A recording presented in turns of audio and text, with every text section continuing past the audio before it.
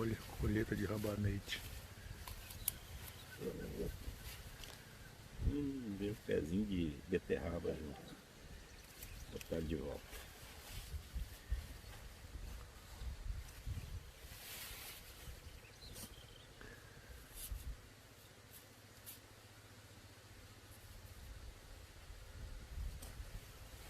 É muito.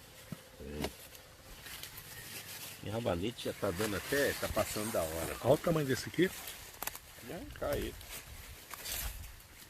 O rabanete tá passando da hora. Tem que começar a arrancar eles.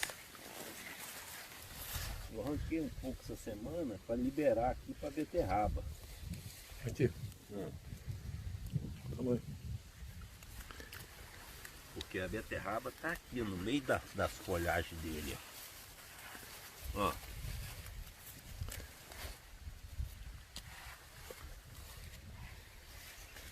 Deixa eu ver aqui.